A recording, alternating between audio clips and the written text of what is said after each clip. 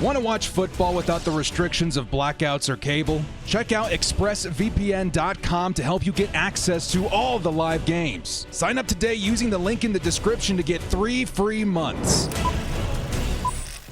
Kia ora, Bolt fam. It's the director. Yes, we're going to start saying Bolt fam around here, man. Normally I say brothers. I say that in everyday conversations to pretty much everybody. But I saw a comment the other day where I was like, you know what? We got to show some love to the Bolt sisters out there too, man. Together we make a Bolt fam. And Kia ora, Bolt fam rolls off the tongue pretty nice, man. So Chargers fans, today's topic of conversation, the NFL draft, 13 days away by the time this video drops. A lot of talk about the Chargers first round pick, third round pick, since we don't have a second round pick. But I don't know if there's been a ton of talk about what the Chargers could potentially do in the mid to late round picks, right? Every year we see some stellar talent fall into the later rounds of the draft. Take Trey Smith, for example. I don't think this guy was picked up until around the 6th round last season, and he turned out to be a very stellar offensive lineman for the hated Kansas City Chiefs.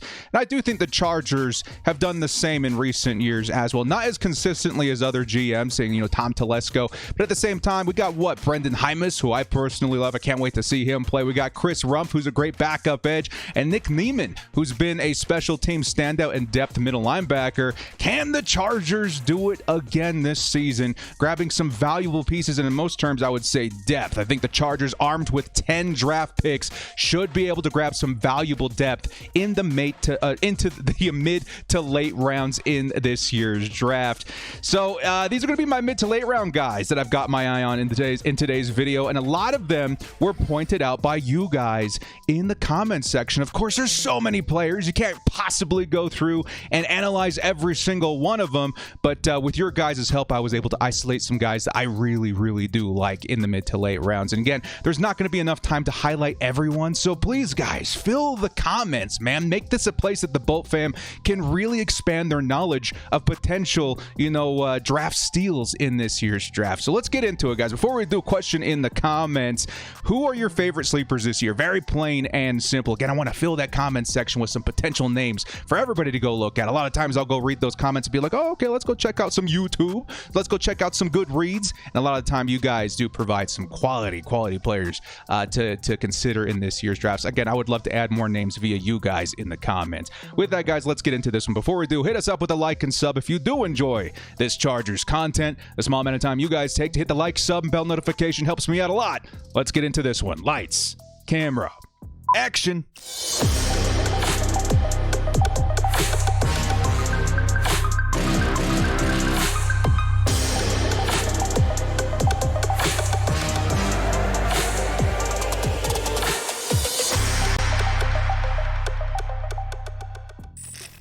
Potential mid to late round draft steals that the Chargers could be targeting in the 2022 NFL draft. Now, we got a lot of players to go over. I'm not quite sure how long this video is going to be, but man, are there some awesome names on this list that I hope we can point the Bolt fam in the right direction, start looking up at, look at some, highlights and stuff like that. Get really excited about the Chargers mid to late round draft picks because it does hold a lot of potential to help this team now, more specifically on depth, but still there's a lot of guys here that I think have a shot at contributing, early down work, or contributing, you guys get what I'm saying. They can get more playing time this year than initially thought being a mid to late round pick. Let's start here with Darian Kinnard, tackle out of Kentucky. He's projected to go in the 2nd to 3rd round. I think this guy's been climbing draft boards quite a bit as of late. Huge upside offensive lineman, right? Plays with unreal physicality. His size and strength just absolutely bully players into submission. And if I'm being honest, guys, the Chargers, who do have a need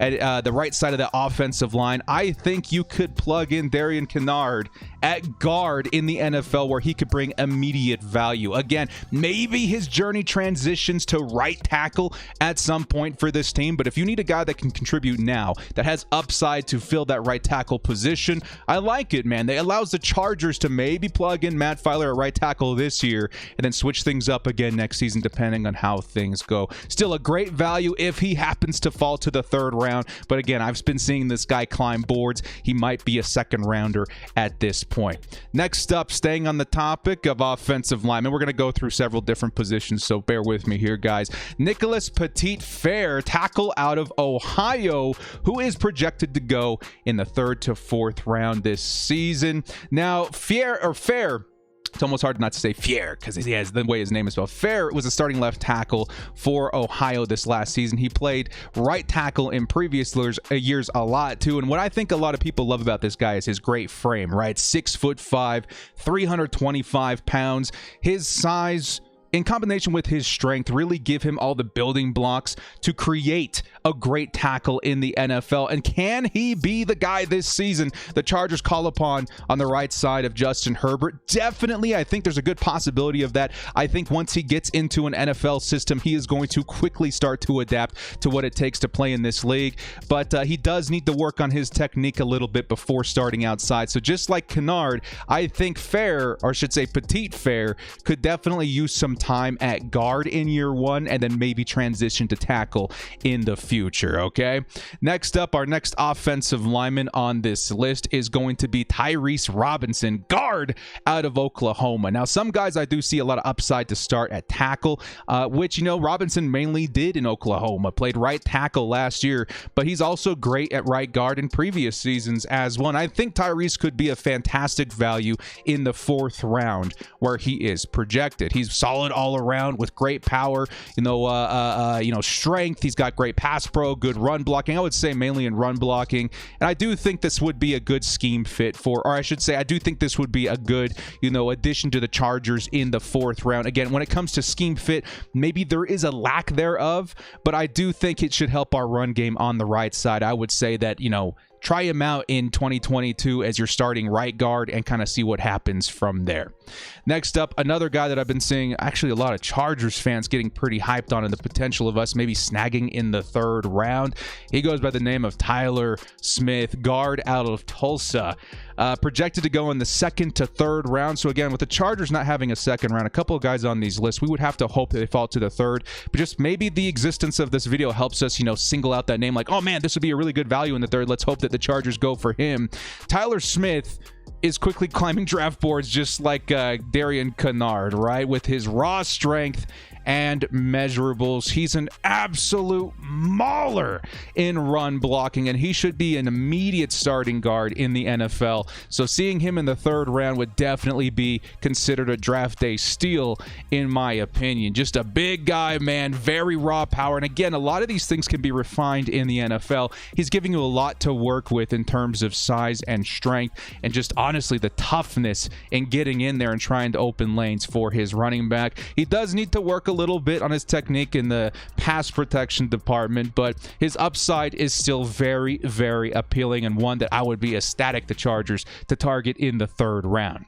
Next up, let's get into some of these skill positions, right? Wide receiver. I think a lot of Chargers fans know that, Jameson Williams would be super exciting. Chris Olave would be super exciting, but there's really no guarantee that the Chargers are gunning after a wide receiver in the 1st round, especially with, rumors that Brandon Staley might be looking at cornerback. There's the obvious need of offensive line on the right side that could definitely be addressed in the 1st round. So what would this do to wide receiver? Well, we'd have to start looking a little bit deeper, rounds 3 through 7, in hoping to find that speed threat that the Chargers desperately need to add to this offense. So the first guy I do want to point out at wide receiver is Tyquan Thornton, wide receiver out of Baylor. He's projected to go in the 5th round, maybe a little bit later. And of course, I think a lot of guys know this name because he was the fastest wide receiver in this year's combine, running a sub 4.3. I think it was a 4.28.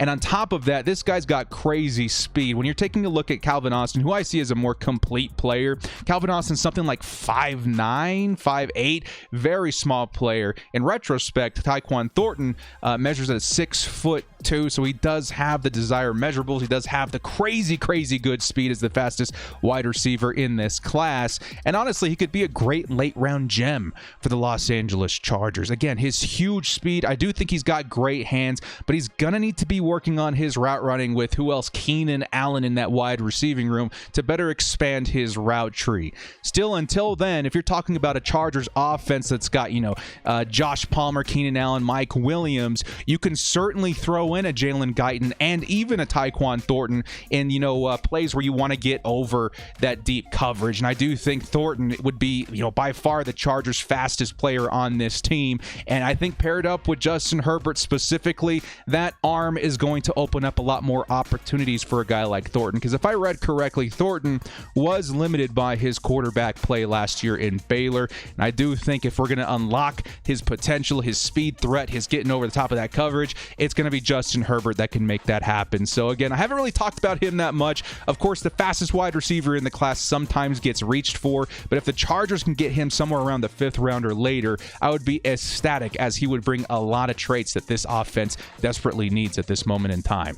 Next up, another guy, and we're going to keep this list kind of short in the wide receiver department because I would love more input from the Bolt fam on this position, but there was another guy that I really liked, coming into this draft, and it's going to be Bo Melton, wide receiver out of Rutgers. He's projected to go in the 6th round, and you can say a lot of things are similar between him and Tyquan Thornton. A blazing 4.34 was Bo's time at the combine. Maybe it was his pro day, and he could be a late round snag for the Chargers. He's a very big after the catch kind of guy. Get the ball in this guy's hands. He can separate with his raw speed, even if it's on something as simple as a go route. Now, again, you can add, to the rotation as a speed threat from the slot as well. I think he got most of his playing time in the slot, which is going to give him opportunities for easy separation in this Chargers, wide receiver core, and a huge returner upside as well. I think his special teams contributions could be seen right away. Now, the Chargers did just get DeAndre Carter from the Washington Commanders,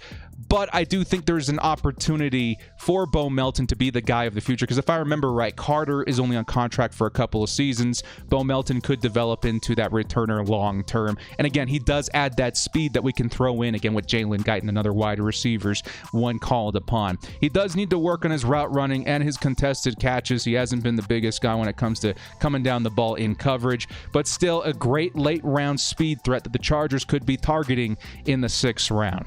Next up, another guy that the Bolt fam has been touting a lot. I see his name in the comments whenever I'm going over the draft. Jelani Woods, tight end out of Virginia. Man, this dude is a monster, man. Projected 4th to 5th round, okay? And again, I think it's pretty evident just looking at the stinking picture what this guy would bring to the table in terms of the offense, right? Huge guy, 6'7", red zone threat. He ran a 4.61. I think that's really when he was put on the radar of a lot of NFL teams, is when he ran such a nice speed at such a huge frame. His receiving ability, his touchdown potential, these are all sky high. Again, think about an offense that's got Donald Parham and Jelani Woods. That would be insane. That almost is the issue for me when we're talking about, is he going to be a fit? We already have Donald Parham, which again, maybe Jelani Woods has a bit better of an upside, but at the same time, I also see Donald Parham as having a lot of upside too. So maybe having two of these guys is a little bit redundant. Still, he is a head turner and one at the position of tight end that you really got to pay attention to, all right? Please, again, guys, add more tight ends to the list in the comment section below. We're like 13 minutes into this video already. If I could add more tight ends, definitely would, but I would love to see your guys' input in the comment section below. Same thing can be said for our next position in running back. I've talked a little bit about some guys I like in the mid to late rounds. We're going to add a couple of new names to this list today, and as well check out your guys' comments after the video has been released. We're going to start with Brian Robinson, who quickly, guys, again, I've been watching a ton of highlights, doing up a bunch of reading, and Brian Robinson, to me, who's projected to be available in the 5th round out of Alabama.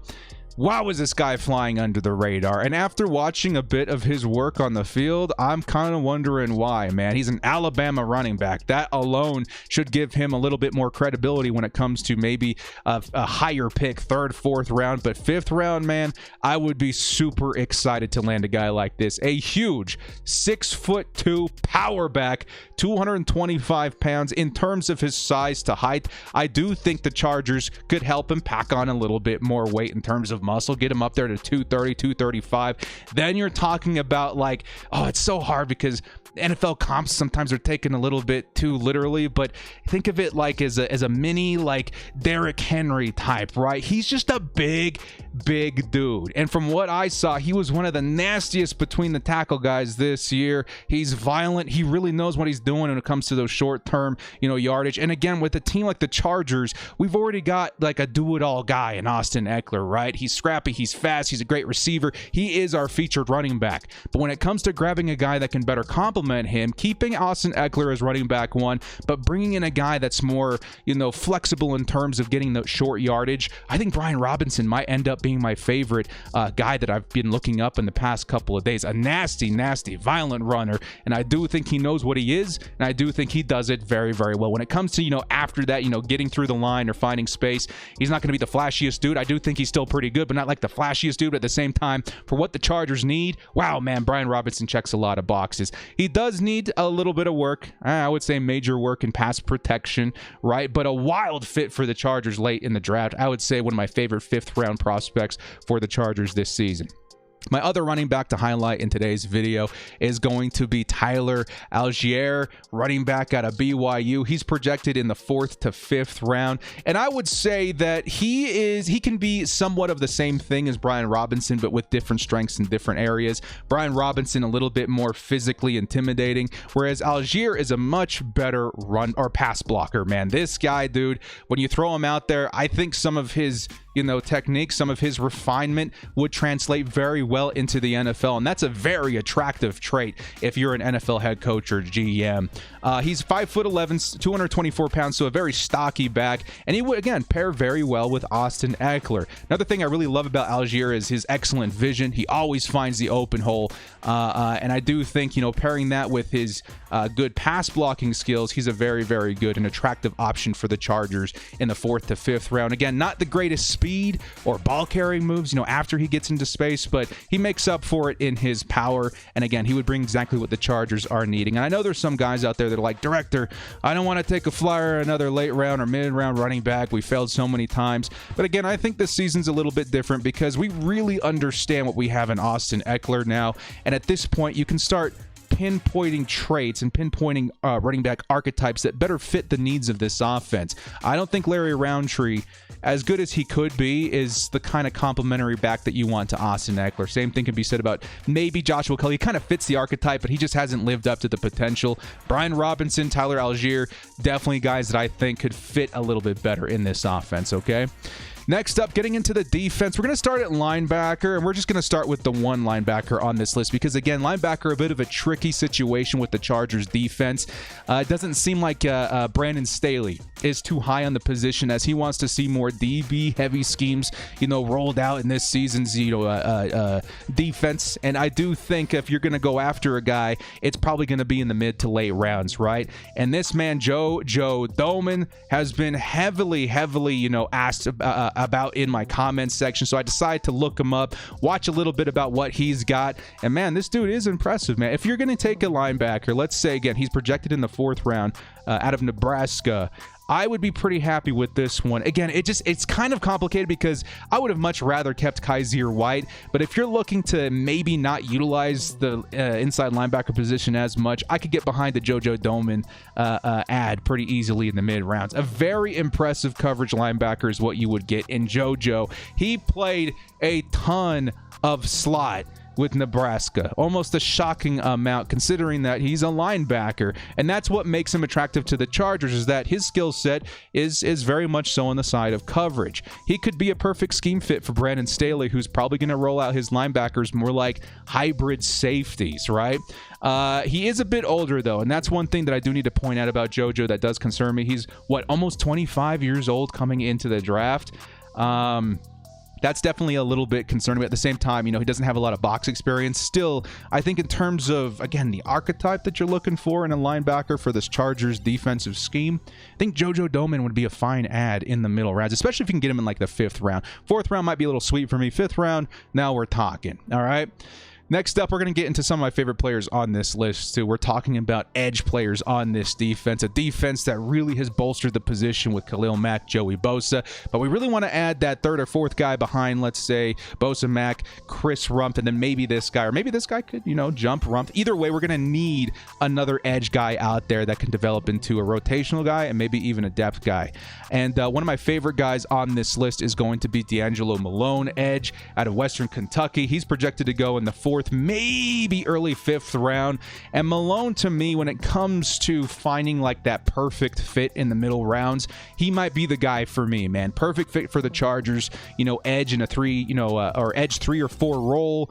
The Chargers, in the way that they use their linebackers, again, a base 3-4 system, but there's a lot of different moving pieces and parts. I do think Malone fits beautifully. A fast edge, running a 4-5-4, that's blazing for the position. He has huge upside, guys, and I love what he brings in terms of, his pass rushing ability, his speed, getting all around the field, and just the thought of him learning from Bosa and Mack is very, very exciting. Again, he doesn't possess the greatest power hand counters, but again, he should rotate beautifully and he should learn a lot from Bosa and Mack. You guys know Joey Bosa, student of the game, right? I saw him. I don't know who he was learning, pass rushing moves from, but he's always absorbing information. I do think Joey Bosa, just from what I've observed, would be a very good teacher as well. So D'Angelo Malone, one of the most perfect fits you can find in the middle rounds. He's projected to go in the fourth. I'd be very happy with him being our edge 3 or 4. And then another guy, I already mentioned him, but I have to highlight him once again because I can't be the only one who's building on Barno, right? Amarne Barno, edge out of Virginia Tech. He's projected to go in the 5th or 6th round. I think we got him in our late 6th round in my last mock draft, but I wouldn't be surprised if this guy starts climbing boards here in the next couple of weeks, man. He's a freak. Huge speed. He ran a 4.3 man.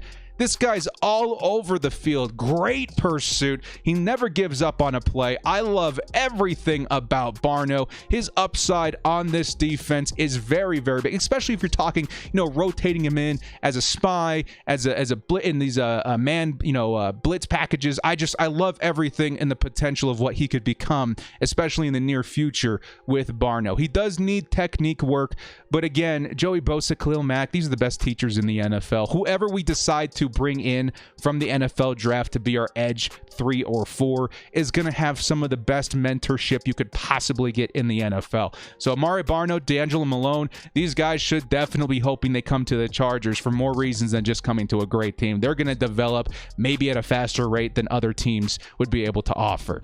Next up comes defensive linemen, your 3-4 defensive ends, your defensive tackles. I decided to only include one name on this list because we have covered a lot of guys in previous videos. So I wanted to highlight in this video specifically Neil Farrell, defensive tackle out of LSU. He's projected to go in the 4th round. Of course, we talked about other guys in previous videos, but Neil, to me, I've started to notice him, I would say again, 4th, 5th round when he's been falling. And I do think I like a lot about what he would bring to the Chargers. A monster nose tackle, grading extremely well versus the run in his time in LSU. 6'4", 330 pounds. He has the makings of a great run defending defensive lineman. And I would say defensive lineman, I mean like he could play nose tackle. He could play 3-4 defensive end. If you want a guy that's got, the raw strength and the size, I think Neil Farrell would be an awesome add in the 4th or 5th round. Again, he plays a bit raw, a lot of energy, a lot of strength. He does need refining, but he would be a great developmental, backup defensive or nose tackle, 3-4 defensive end. I think he really fits what the Chargers are trying to do in improving this run defense. Again, a great player versus the run, and one that Chargers fans should be excited in the mid to late rounds about adding.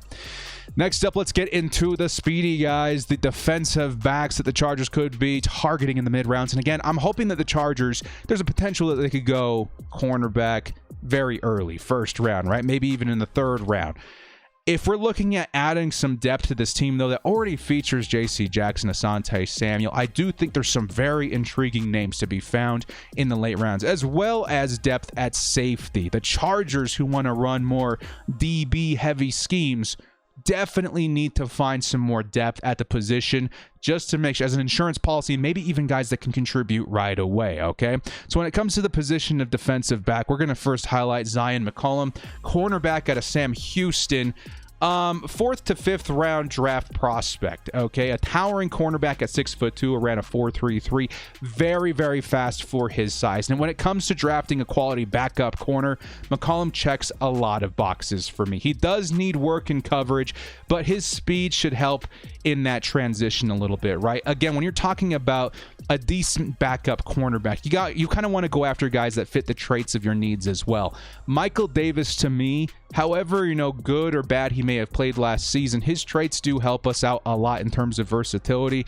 When going up against DK Metcalf, I have no, fear that JC Jackson could handle him. But when there's a couple of guys like that out on the field, you definitely want to try and match that size and speed wherever you can. So a guy like Zion McCollum, again, he definitely does need some refining, but he does have a lot of good cornerbacks and DBs out there with the Chargers that could help him develop a little bit quicker. And that's a great thing about a lot of these mid to late round draft picks, is that the Chargers, especially on defense, have some great veteran leadership that should help in developing these guys a little bit quicker. Okay, next up, our other cornerback on this list is going to be Mario Goodrich, cornerback out of Clemson.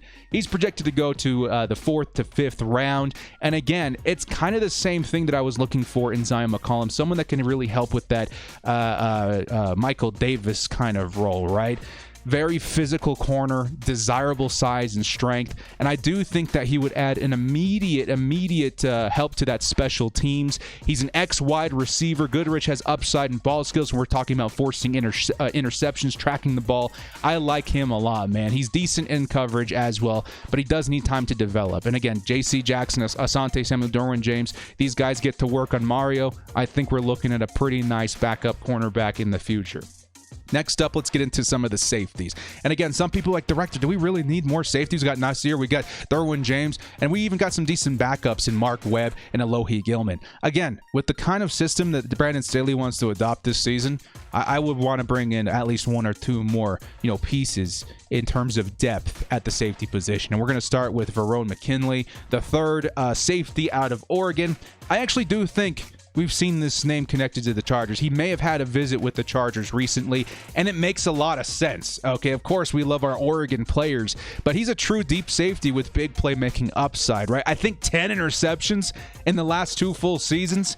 Absolutely insane when it comes to the playmaking ability. He's very willing to make a play on the ball, jump those routes, and he's got upside and coverage skills as well. The only reason I think that he might be available in the 4th round where he's projected is that he is a bit smaller, 5'10", kind of like, I would say, a similar archetype to Nasir Adderley. So it's a good, backup in terms of the Chargers depth chart.